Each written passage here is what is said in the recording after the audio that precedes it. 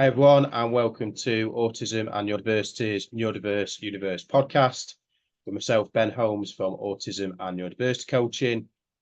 Today's guest is Kathleen Helm, who is a speaker and neuroinclusivity trainer, as well as a ADHD UK ambassador. So welcome, Kathleen. Hi. So just a little bit about our company before we're getting into the podcast. For those that are listening for the first time, we offer various sort of services that fit in with neurodiversity and mental health. So we offer autism diagnosis for those that want private assessment. Maybe you've been on the NHS waiting list for about 5 years or so and you're sick of waiting. We do one-to-one coaching. So you may have ADHD, executive functioning coaching, and anything within neurodiversity, mental health, anxiety, OCD, depression, etc. We also offer training for companies of any size. So you might want, say, a dyspraxia training session. So a lot of people don't know about that, don't know what it is. Session OCD. We tailor it towards your business's needs. Overall neurodiversity, mental health, it can be whatever you need in that sense. So in terms of podcast, like I say, today's guest is Kathleen. So we'll go into the questions. So talking about ADHD, primarily to start with, and how that works. So when we actually diagnosed as being ADHD. So the short answer is October 2022. But to expand on that a little bit, yeah. I had a difficult time at the end of 2021 and was essentially having a nervous breakdown. Not supposed to find a point on it, and had a friend come over and was explaining the feeling of tightness in my chest and like the physical feeling that I had from rejection that I'd had recently. And they said to me, that sounds like RSD. And I was like, what the hell is RSD? And they said it's a symptom of ADHD. So this person was autistic and ADHD. And my initial reaction was like, I ain't got ADHD. Complete dismissal, because I very much, to my shame, had the perception of ADHD that we see in the media all the time. So naughty little schoolboys throwing erasers around and pulling little girls' hair and and I think a lot of people do have that perception. And I was one of those people, and much to my shame, in the sense that I was so ignorant, but also it very much held me back, because I had spent my entire life knowing there was something that wasn't like other people. And looking at all of the diagnoses in the book, even things like sociopathy and borderline, bipolar, autism, blah blah blah blah blah. I'd looked at everything except ADHD, because I had this really fixed idea in my mind about what ADHD was. And in fairness to me, I think part of that is because a certain narrative has been shoved down our throats about what ADHD is, and even when you come to professionals in the field, there's still that stigma and that stereotype about what it looks like. So my initial reaction was just, what? But I started looking at things, and sorry, Ben, were you going to say something then? No, you carry on. I didn't realise you could go. Carry on if you want. No worries.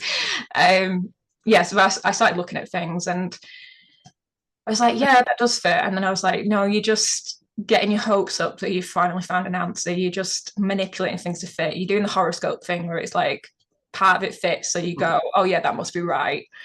But I kept going, and I kept looking at stuff, and more and more kept fitting. And I think I was scared to even hope that I'd found an answer. But eventually, I think it was about April 2022, I got up the courage to look at diagnosis, and I found the ADHD Foundation, because I heard about the long waiting list on the NHS, and but I found that the ADHD Foundation had a program where they provided an initial assessment and then advised whether or not you should go on to get the full diagnosis and sent you to somebody. And it broke up the cost so that I was able to, and it was a good price as well, but also it broke up the cost so that I was able to gamble on at least having an answer so that I could put it to rest in my mind. So I did that and did a QB test, sky high results. Did my interview, lost track of time in it, and the report from them came back saying, yeah, like all the signs basically. And then a couple of months after that, had my appointment with the psychiatrist, and he diagnosed me. It was funny actually, because when he diagnosed me, he didn't so much do that as he asked me a bunch of questions, let me talk, and then in the last 10 minutes or so, he said, right, so we could start you on methylphenidate, which is what I started on. Yeah. And I was like, wait, what, so you're saying I've got it? Because he didn't actually officially say it. I think he just assumed that I knew. Right, yeah. But yeah, he offered me the medication, so obviously he was sure of that, and that's the story. Yeah. That's the long answer. No, that's fine. And so, in terms of what a diagnosis meant to you, you would say change your life. Would you say in a positive way? Yeah, massively.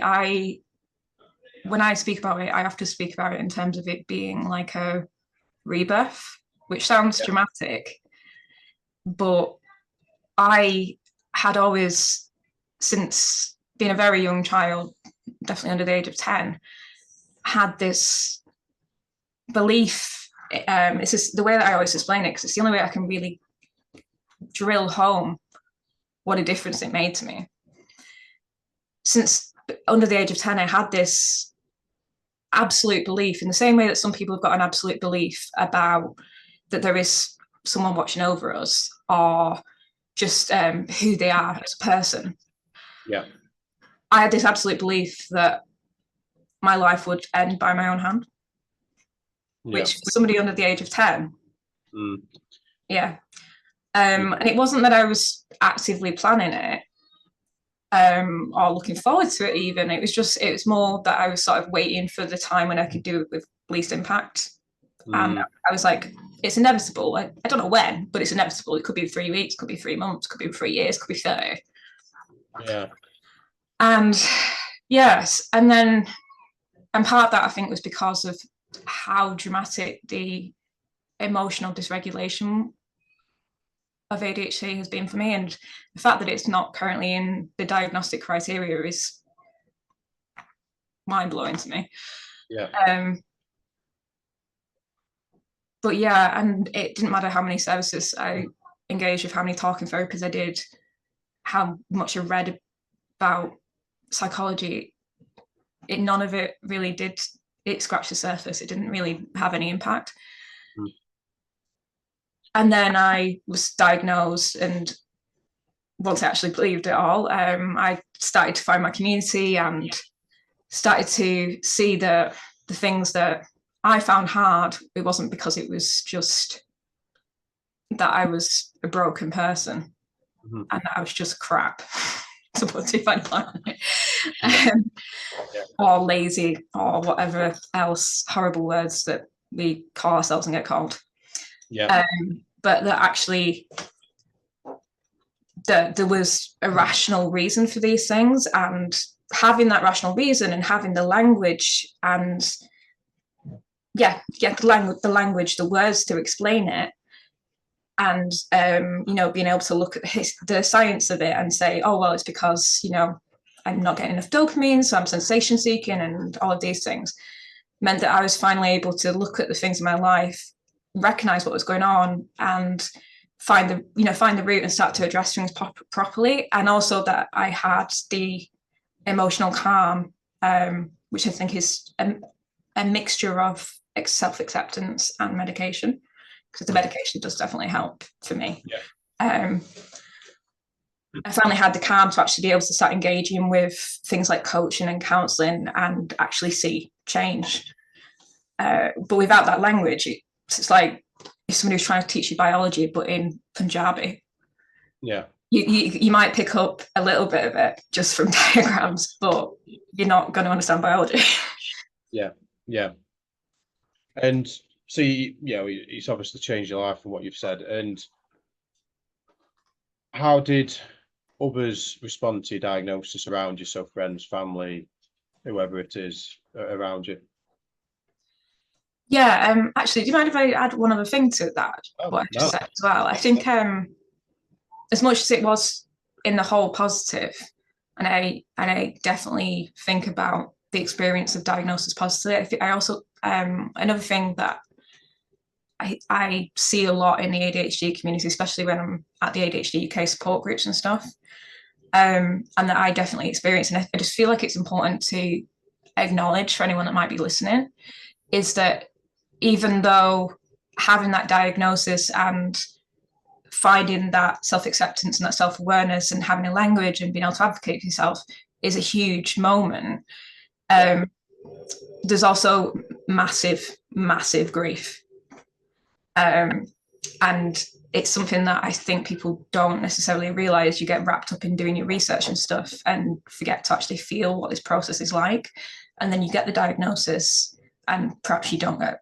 very much support from friends and family, which is why this came into my head, or from the NHS or whoever work, and suddenly you are punched in the face with this massive sense of grief, and you really do go through the stages of grief. So you get angry for all the times that you've believed negative things about yourself and people have let you and people have criticized you, and it was just because your brain was different, and you might start denying it, and so you get the denial stage and you go, oh no, I'm just being pathetic, I'm just being lazy, I'm just the drugs aren't really working, it's just a placebo effect, and you will go to extreme. I still do it to this day sometimes.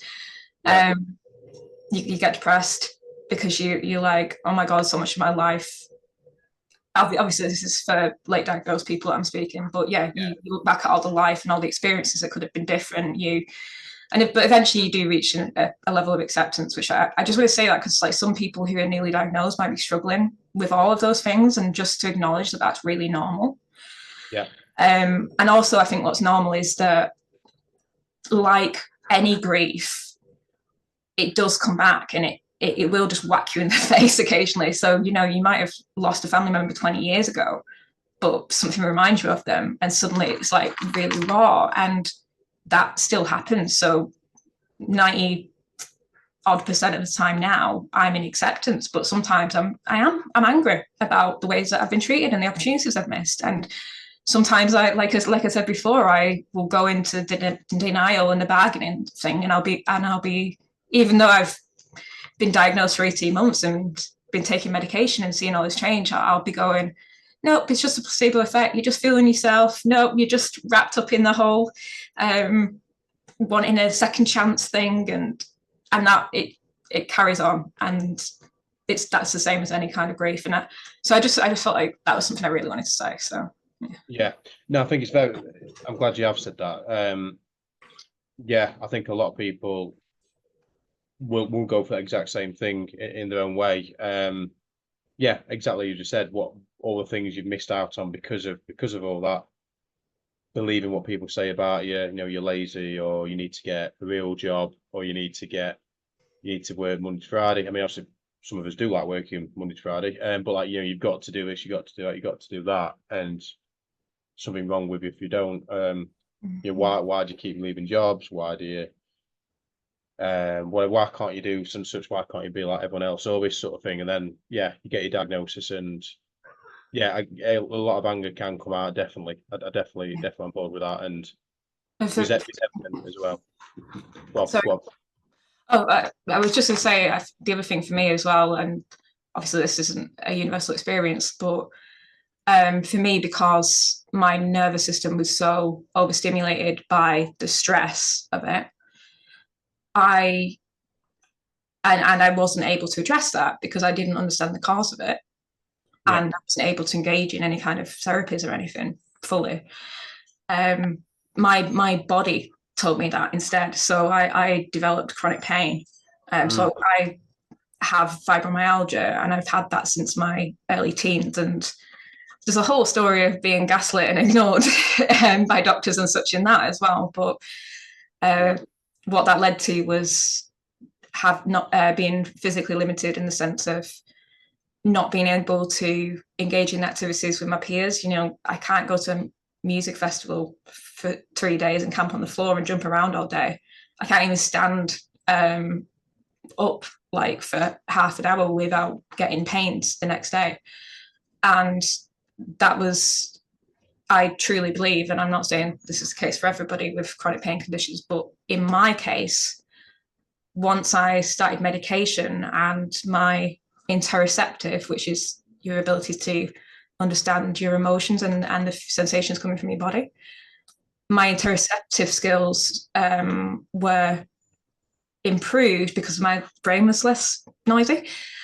Yeah. I started to recognize that when I was getting stressed, when my stress was rising, I was starting to get pain immediately. And now that I'm working to manage my stress more, my pain is much more manageable. But I truly believe that in my instance, that pain only ever manifested because I was ignoring my neurodivergence, or not that I was, everybody was ignoring it. Not even that I was ignoring it. I just didn't know how to handle myself in my environment and, you know, address my needs.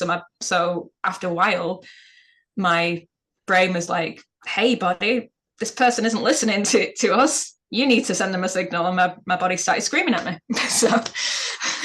So that's something that obviously is quite difficult to deal with, having missed out on a lot of things and being physically disabled as well. So, which I imagine there will be others like me. It's not to say everybody with a chronic illness is the same, but yeah. Yeah, definitely will be others who are the same sort of things. So in terms of how others sort of responded to your diagnosis, yeah, was it sort of a positive response or negative or neither, or? It's difficult to say because I'm not sure that I always notice. I'm not always the best at reading subtleties. Okay. And I can be a little bit brash, and this is the way it is with people. So yeah. I think it was received reasonably open-minded. But if there was any reservations, and I think, you know, my parents asked me questions and sort of said, like, well, how have you come to this conclusion? And they actually said, like, oh, well, we always thought you were autistic. It's like, you didn't tell me that.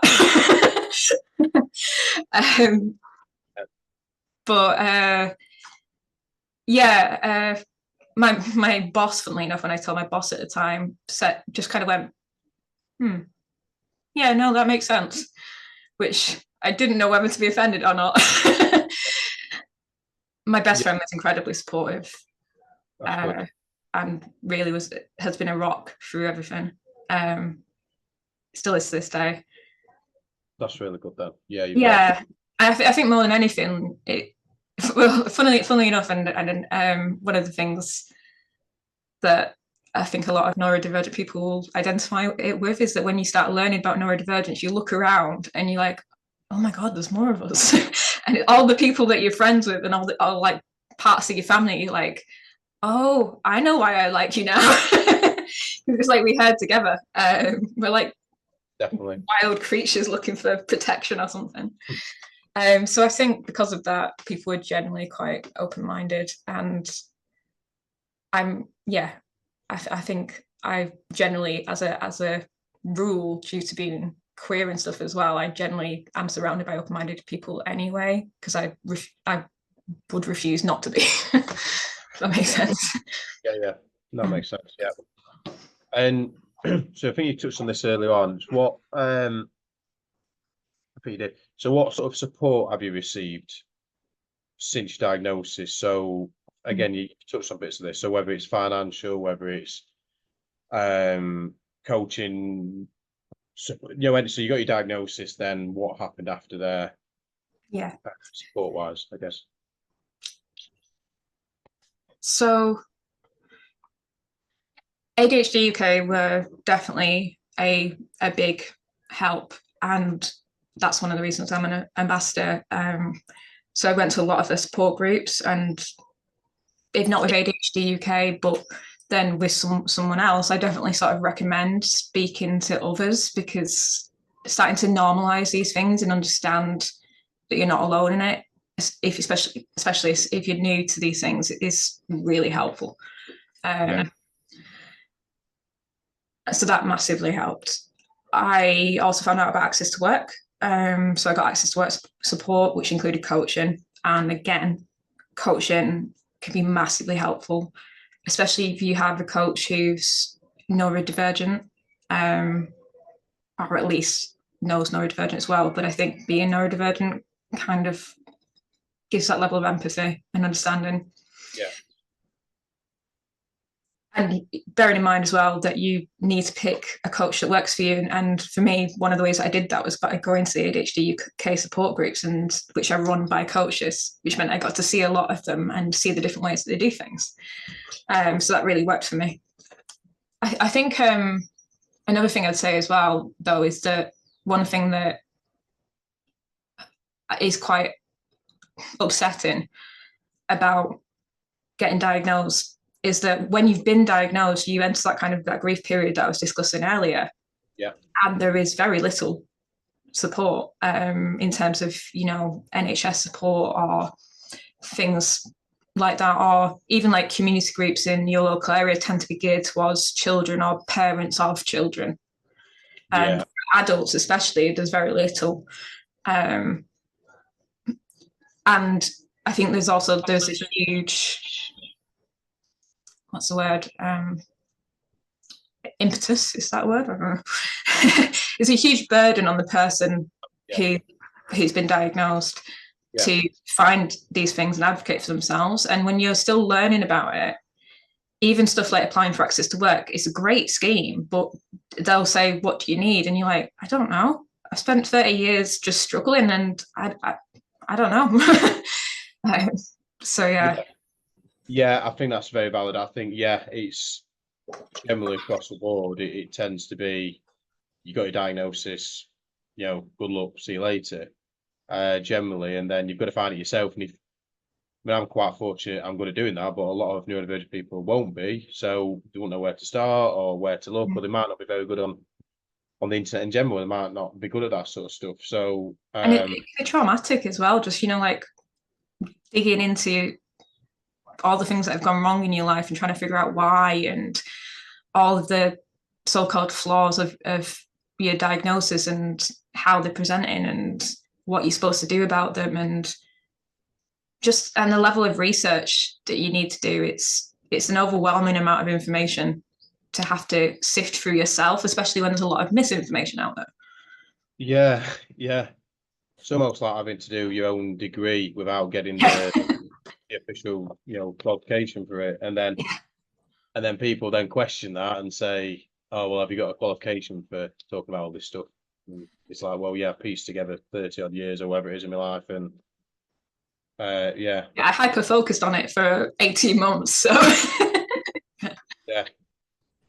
it sort of becomes your special interest, and sort of it has to, because there's nobody there to hold your hand through it. Exactly. Well, you either do that or you just really struggle, and no, I totally agree with that. So, is there any was there anything else you want to add to that just before I move on? What's the question again? Good question. Yeah. Support you've received since your diagnosis, or lack of ones, or support you've had to go and find yourself, should I say? And then I mean, I genuinely sort of, I feel like I say, I think there's a lot of impetus on the person to find a lot of it themselves. And I think one of the very few things I'm actually proud of in my life is how I've done that.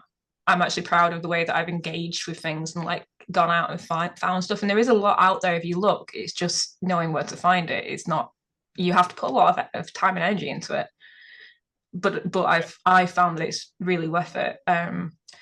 I guess as well, I'll also say people badmouth creators, and especially late diagnosed people, and people who haven't got degrees, just lived experience, and say that they're spreading misinformation, everybody's got ADHD or whatever, or like that it's normal to do that thing. And it's like, yeah, it depends how much you do it. Yeah, they badmouth them, and yeah, there are some people that do spread misinformation, which is dangerous, but there are also a hell of a lot of really brilliant content creators and coaches, people like yourself, who are sharing fantastic information and making it accessible to people, whereas otherwise it wouldn't be. And I think they deserve to be lauded rather than the ways that sometimes they're talked about like they're a pandemic or something. Yeah, no, I agree. There's another point you just said there, which I want to come back to. Oh yeah, where you said about people saying, "Oh, we all do that," or that is one of the most frustrating ones for me, and it must be for others. Yeah. Those sort of belittling. So we all go for a wee, but if you're doing it 50 times a day, there's a problem. Yeah, there's so many things like which is really frustrating. Yeah, they could just diminishing what you're going through and sort of dismissing it, should I say, dismissing it, and yeah, totally agree with that. I hate the argument that ADHD people are lazy. Yeah, ADHD people are some of the least lazy people I've ever met. They're constantly going. and the amount you have to go, not just everyone, as a general thing, the amount you have to go through just to do normal things, supposedly normal things, and everyone else. Yeah, actually, I remember having a conversation with my dad about that, and because I heard recently about the fact that not everybody has an internal narrative, and my brain always going at 90 miles an hour, especially when I'm on a bloody sleep. But always going at 90 miles an hour, generally with 2 different songs playing in the background. We're sorting out my schedule, and there's about 10 different voices going sometimes. Yeah. And I sort of said to my dad, like, what goes through your brain when you're brushing your teeth? Yeah. And he was like, what do you mean? I mean, like, what are you thinking as you're doing the process of brushing your teeth? And he's like, I don't know what you effing mean. It's like, I just brush my teeth. Like, what do you mean what goes? And I was like, well, for me, I'm like thinking about how long I've been doing it for, and have I got this one? And right, okay, I need to get the teeth, and should I do this in Saturday? Because if I do this now, then I'll do that before I put my lipstick on. And you're like doing all of this plotting and planning, which doesn't sound like a lot, but when it's constant, it's like having it's like having a kid in your ear just nattering away all the time. Yeah, it can be brilliant because you're creative, and you like I if I'm in a conversation with somebody and they're looking for ideas, I've thought of 3 and gone through the potential advantages and pitfalls of it in 2 minutes flat, and I can come out of it and it sounds like I've been planning my answer for ages, and I haven't. It's just that I've done it that quick, but also it's exhausting. Yeah, it is. sorry. Yeah, I went on a bit of a tangent there, but no, just on your original point there. No, I agree. It stumped me a couple of years ago, actually. As in, what are other people thinking?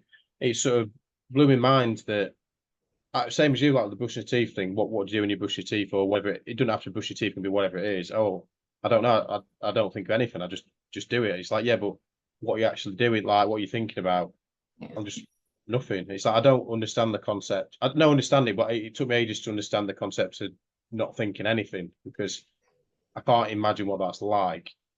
I think this is why we struggle with routine as well, because I have to consciously remember to brush my teeth. I have to, I'll go and do stuff and then go, wait, have I brushed my teeth?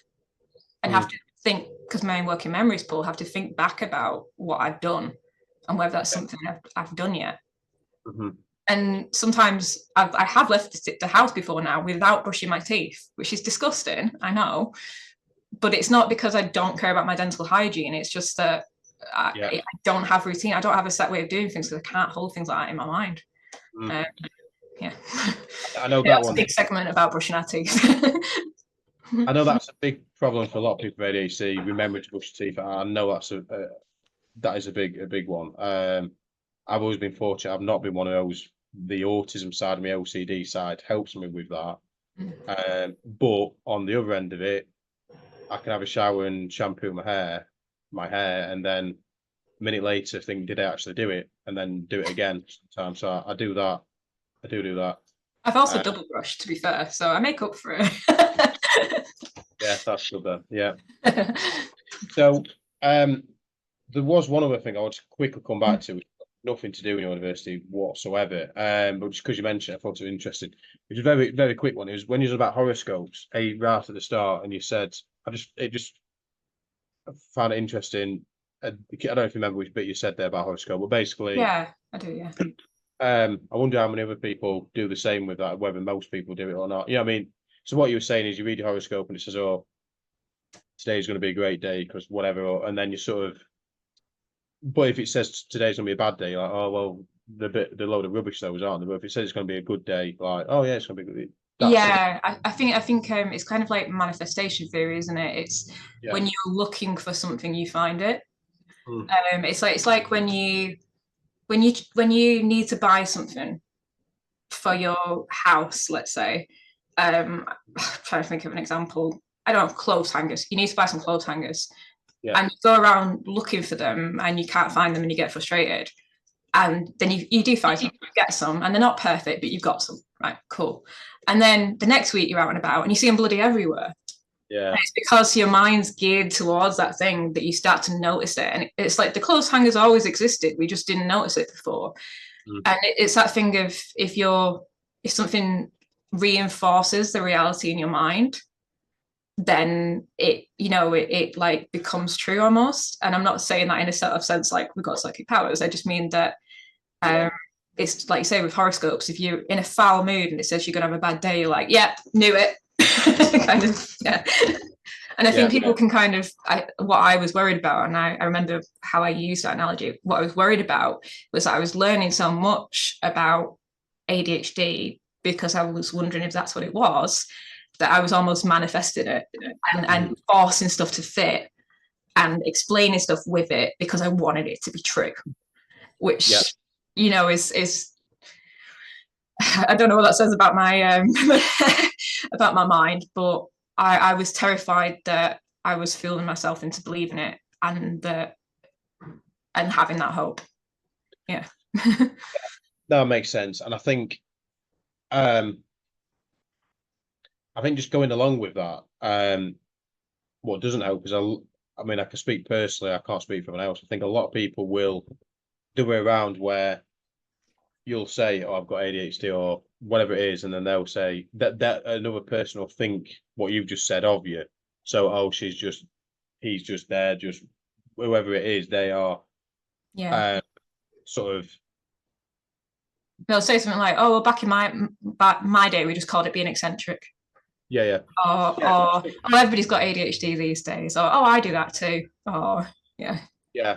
And then say, oh, they've got some such now, have they? I think they're just dreaming it up, not dreaming, they're just sort of like what you were saying, exactly what you were saying, manifesting and sort of thing. And everybody wants to be special these days. Like, I feel really special. Thanks. I before the age of 10, I was thinking about offing myself. I feel so special. Yeah. And I think just that obviously what you said there, that obviously whole another thing, which is a massive thing, like to go for that age and then for it to be there in the background or maybe in the forefront of your mind for a long time. And and a lot of people would dismiss that, just say, oh, you're just being whatever and stuff. So that attention seeking, dramatic. Yeah, all those stuff. Yeah. I'll say it because you can't say it because otherwise it'll sound like you're offending me. But it's annoying when people sort of judge on that level. Yeah, so, a lot of people do judge it by surface levels as well without understanding that it's much deeper than that. It's like, oh, so what, you need to fidget, or oh, like, okay, we'll get a job where you move a lot. It's like, yeah, it's more than that. Yeah, no. So looking at sort of away from ADHD, are there any other sort of conditions or disorders or brain differences, whatever word you use, that you think you have or do have? Yeah, yeah, so obviously I've mentioned the fibromyalgia, which I think possibly comes from mismanaged neurodivergence, and hypermobility, which there's actually a lot of research suggesting that neurodivergence and conditions like that do co-occur. Yeah. And I am actually due to be assessed for autism, and I'm still in that place where I feel very confused and conflicted about it, especially because of the ways that ADHD and autism counteract each other, and sort of the lack of information and misunderstandings about what autists are ADHD, what that looks like. So it's kind of one of those things where I can see the traits and I don't know if there's enough there to tip the scale that I would be diagnosed. And again, it's that thing of not wanting to, just not wanting to commit to the idea of it in my brain and give myself a false perception, if that makes sense. So yeah, but it's a very confusing, interesting place to be, especially because I'm somebody who's very vocal about neurodivergence, is very for the idea of self-diagnosis. I think is valid.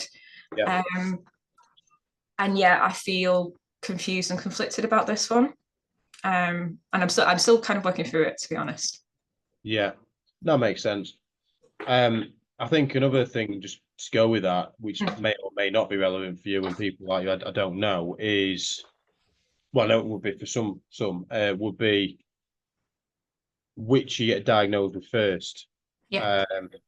So like it was autism. Well, I've not been diagnosed with ADHD yet. I mean, I know I've got it and I don't need to prove it, but but once I realised I was ADHD after the autism side, I didn't change, but I allowed the ADHD attributes out a lot more. So that would be interesting. It's interesting if it is the way around for people who it's ADHD first. Yeah. You've got all this craziness, and people take offense to that word, but I use it in a nice way. That's true for me at least. You've got all this stuff going on. So then to then be like, oh, I'm autistic as well, then looking at that, which tends to still obviously has crazy bits, but it's more structured. Yeah, it's more subtle sometimes, not always, obviously. Well, this is the thing as well, is that I have only started considering that I could also be autistic because of the medication, and how that has allowed me to notice some things more. And I've heard other people say this before now, that who are autistic and ADHD, that sometimes it's like autism is the quiet kid in the corner and the ADHD is the one going, hey, do you want to see the new show that I've invented? And like being the theatre kid at the front of the room. And so that is gonna get paid attention to.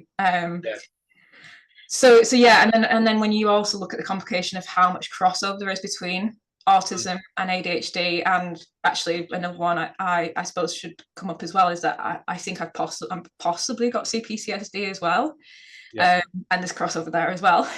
And so when you look at that as well, and that the crossover between autism and ADHD is so strong that some people are arguing that they should be one condition. So when you consider that as well, but then you have some doctors who will sort of say that, oh well, no, that's just your ADHD, and it's like, is it though? No, this bit isn't. So it can be very confusing for people. I mean, with my own personal one, I'm quite comfortable with that in knowing the individual aspects of which is which and which are crossovers. I'm quite clear on that. But then having spoken to clients or other people, trainers, coaches, or people like yourself, whatever it is, a lot of them are not as clear, and they're like, I don't know. So it can be difficult. I think the crossover thing is a big thing, isn't it? Where they've got similar attributes in some ways, but then some are completely different. And if you fit somewhere in the middle of that, it can be quite hard.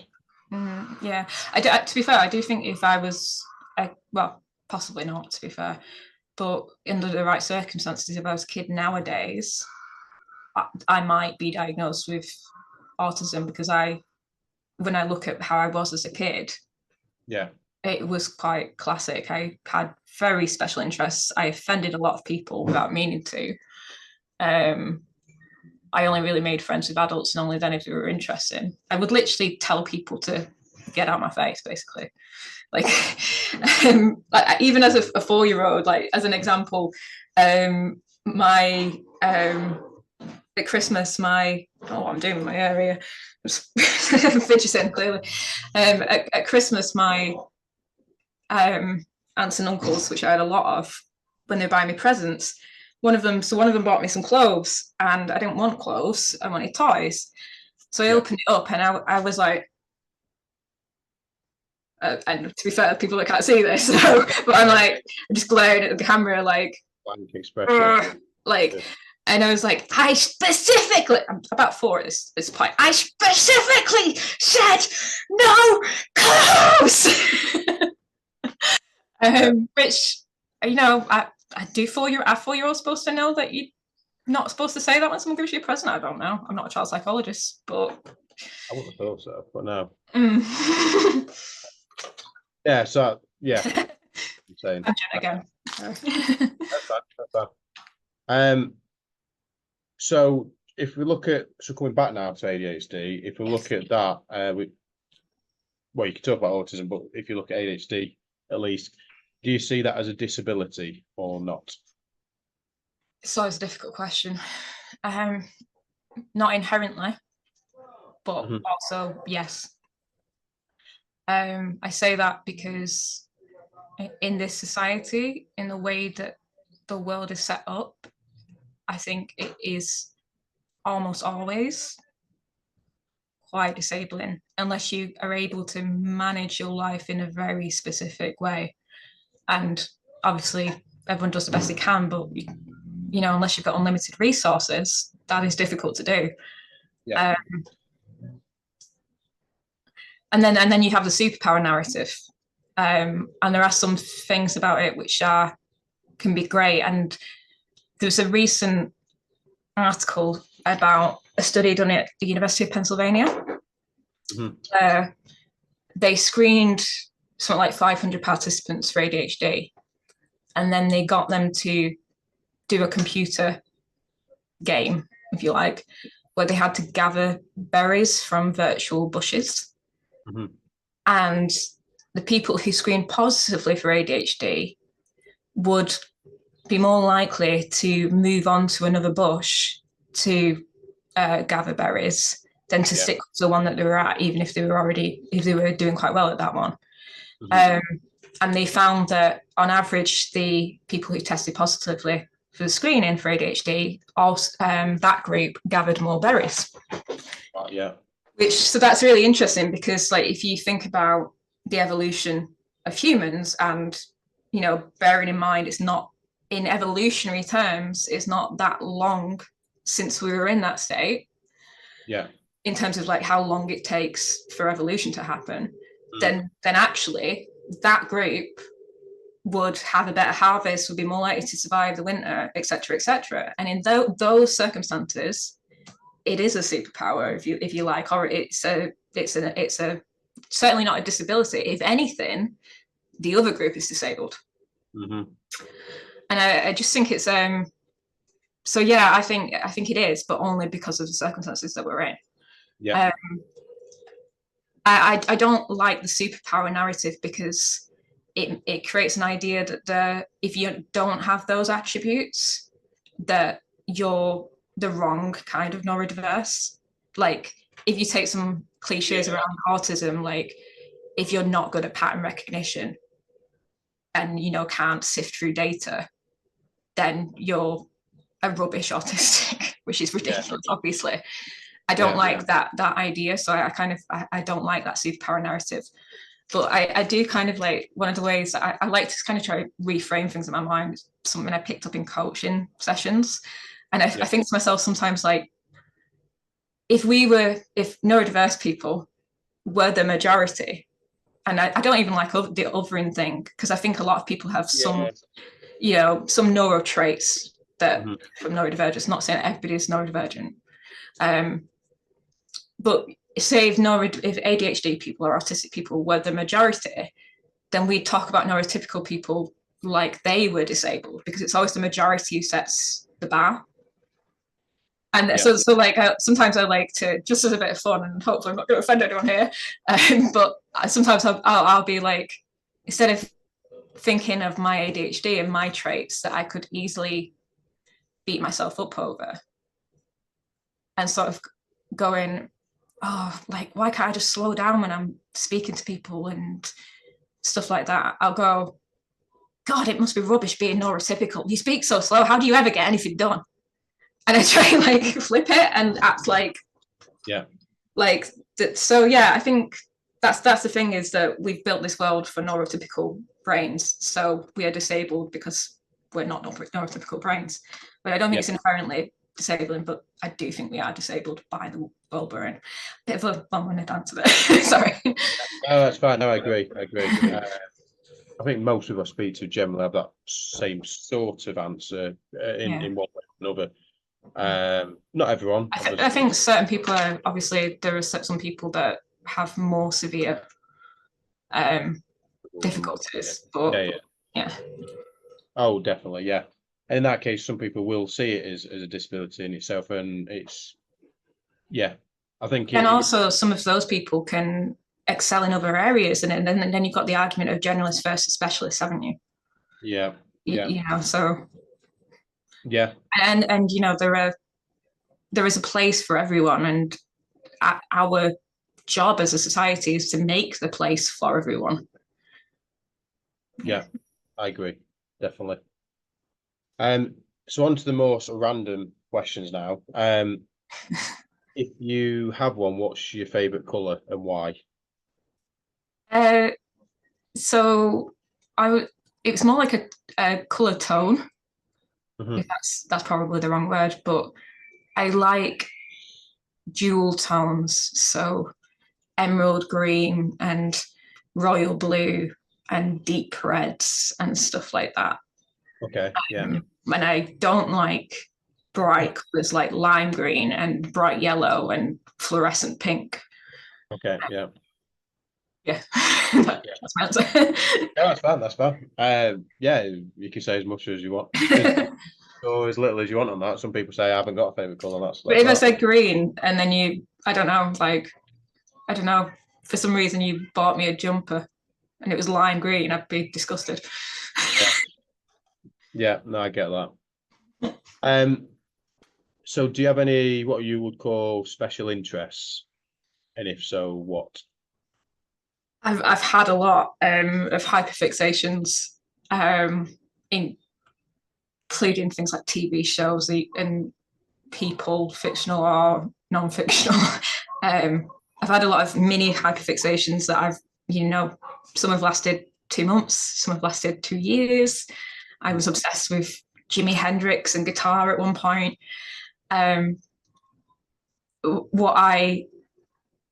Because I learn quite quickly, and I can absorb information quite quickly, I kind of like focus in on something for a while and know everything about it.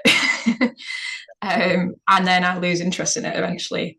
And then after a bit of time, my mind just deletes it because my working memory is rubbish. So you end up having a very general, approximate knowledge of many things. And a definition of a jack of all trades. But the thing about that saying is that's actually from Shakespeare, and people think it's a jack of all trades, is a master of none, but it's actually A jack of all trades is a master of none, but oftentimes better than a master of one.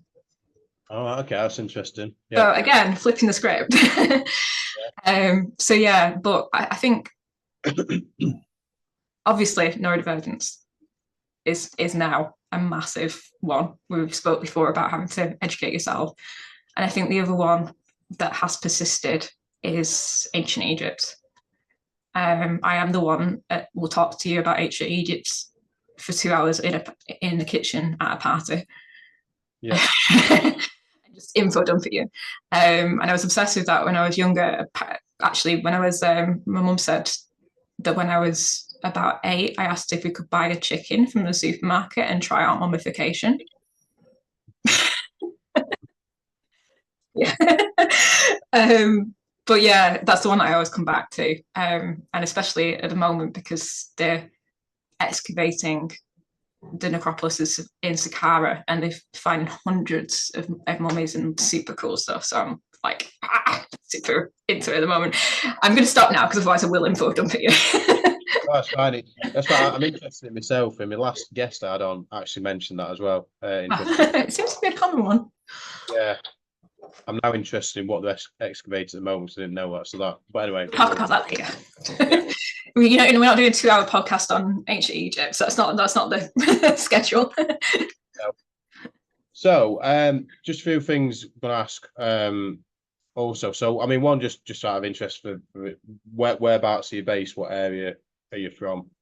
I am from Lancashire, but based in West Yorkshire. Okay.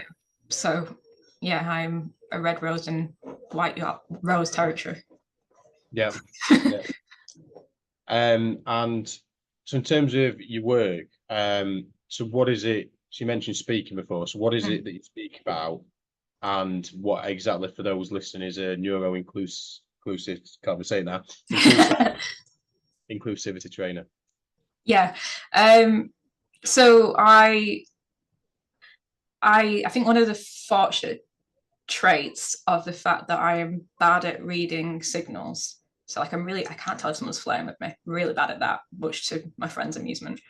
But one of the traits of that is that despite all the rejection sensitivity that I felt in my life, I don't pick up on the subtle ones. So I kind of just brazen through life and say whatever I want, and people probably don't like it, but I don't really notice. So I'm quite out and loud about being queer. So I'm non-binary, pronouns they, them. I am pansexual, asexual. I feel like there's other ones I've forgotten. But I don't really notice if people don't like that. So, which is fortunate because I don't mind talking about it. Yeah. I I have chronic pain, so I'm disabled, and I'm neurodivergent, which, as we discussed, potentially another type of disability, so multi-disabled, neurodivergent, and also my brain stopped. No, and also I'm from a working class background, so I'm fussing my family to go to university, that's my extended family. My dad was a lorry driver, my mum's a hairdresser, and just all and you know, I didn't realize how much that impacts your life until I started learning more about social mobility and the ways I was treated because of my background. So those are all things that I enjoy speaking about, because I don't like people to feel ashamed of who they are, and I feel like if I can speak about those things, then it what's the word? It maybe could empower other people to understand more about other people, or to understand more about themselves, or to feel like it's okay to be those things. So yeah, I'm a speaker. And then on the neuro inclusivity trainer side, So quite often people will refer to it as a neurodiversity trainer. I prefer neuroinclusivity trainer because I don't like the us versus them kind of narrative. And I don't want it to be that people hire me on the basis of, oh, we're doing this because we've got some people with autism. It should be, we're doing this because we want to create an environment where everyone is welcome, including the autistic staff that we already have or may have in the future. So that's why I specify that I'm neuroinclusivity rather than neurodiversity. And essentially that is about, so I specialize in delivering to organizations, to businesses, and also events, because I have a history in events management before learning about my neurodiversity.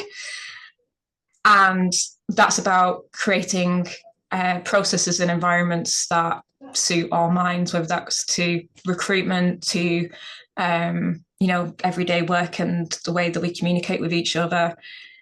It's about educating people about the different types of minds. And yeah, I also do that in the sense of LGBTQIA plus training for workplaces as well. Yeah. So yeah, basically it's all stuff that I care about and I'm not shy about talking about, and just trying to leave my little positive dent on the world. Yeah. And I guess just as well, just like because of a lot of these things are stuff that I didn't know about when I was younger, and have come across. So obviously my disability, my pain was first, and then there was the LGBT came, and then the neurodiversity, and then it actually working class between that, because sometimes I didn't appreciate the difference. Anyway, tangent. But yeah, I guess it's about trying to have more conversations and to more representation, so that people such as myself are more likely to learn about these things earlier, and it's normalized, and because there's a lot of pain comes from not knowing these things. Yeah, I won't say more on that because I could go on all day, but yeah, just trying to help people get this information sooner.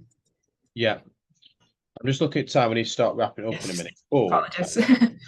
Plenty of things we could go through. I mean, one is the whole medication thing, and I know that can be a big, huge topic in itself. I mean, if you want to talk about that, is this something you could sort of, what's your opinion on that, and in a nutshell, sort of.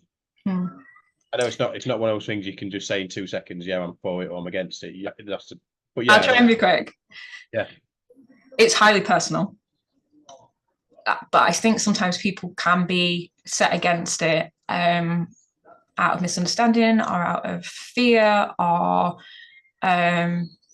because of the fact that it affects your brain, and that's the scary thing, because it feels like you're losing control. But I would say that look into the science behind it, because when you understand how ADHD brains work and the deficiencies in dopamine and noradrenaline, and how that affects things like your motivation and your ability to focus, the way I see it is that it's essentially trying to level the playing field so that you can reach the same opportunities as other people. It's like if you were what's the thing with the sugar? What's that called? I've lost the word. The thing where if you don't have enough sugar or you have too much sugar. Oh, diabetes. Diabetes. It's like if you're diabetic and you took insulin, except it's your brain. Yeah. That's how I see it. And I just encourage people to try and have an open mind about it. Yeah. No, I appreciate that. And I mean, I've spoken to quite a few people about this, and as I've said to some of the others, I was always very against it. In the last year or so, I've been more open to the concept of it. I mean, I was always, that was just for me personally. It was never about anyone else. It was about me personally. Yeah. Whereas, yeah, I'm very. I think it depends on the individual. Yeah, absolutely. Some people try it and then it doesn't work, or for whatever reason doesn't work for them, and then they don't have it. So it's having an open mind, and yeah, just being careful whatever you do, and making sure if you're going to do it, you're on the right one and the right dosage and all this sort of stuff, and when you have it and all these things. And I would say one other thing actually, which is don't treat it like a panacea. So panacea in the sense of so panacea is something that is like a cure-all, fixes everything. Because for me, like, and for a lot of people, I think it helps a hell of a lot. It gives you the chance, but you do have to work on other elements of your lifestyle. You have to think about other things like exercise and coaching and counseling and learning about techniques and stuff. So keep an open mind. Don't treat it like a panacea. Because the other thing is if you get a medication shortage, or for some reason you can't take your medication and then it's gone, then you have nothing to fall back on. Yeah, totally agree with that. I say there's pros and cons both ways of doing it, and yeah, just make sure whichever way you go, you're looking after yourself either way and doing the right things for yourself. Yeah. With that. I mean, we could talk about a hell of a lot more things, but is there anything else you'd like to sort of bring up just before we start to wrap it up, really? For example, no, go on. For example, like you work maybe in the work, like previous, like your experience in the workplace before you're doing what you do now, like whether it's been burning out or a lot of burning out, and a lot of that due to not understanding. Kind of relates to what I was thinking of saying actually, which is just that whether you're neurodivergent or not, as with medication, educate yourself and don't impose your beliefs on people. Educate yourself and form an opinion based on that. Do solid research. Don't because good Lord, I wish I had done that, because it took me getting to 30, which I was lucky to get to 30, getting to 30 and having a friend suggest it to me. Actually, I was a bit younger, but 30 was when I was diagnosed.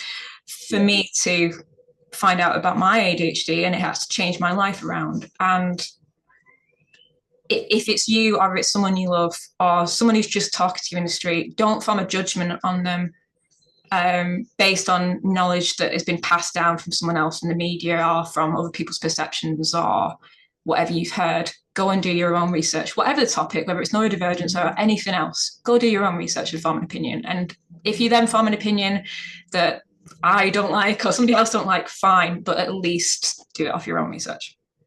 Yeah, no, I agree, definitely. Through research, and obviously, as you said, on the internet, some research is valid, some isn't. So you've got to make your own assessment on these things, having read through it and studied it and speaking to people and what have you. So yeah, I would definitely agree with that. If somebody tells you they've got ADHD though, and your first instinct is to go, oh, everyone's got that then. Maybe just bite your lip and go, oh, okay, I don't know a lot about that. And let them tell you more. Yeah, definitely. So is there anything else you wanted to talk about just before we go?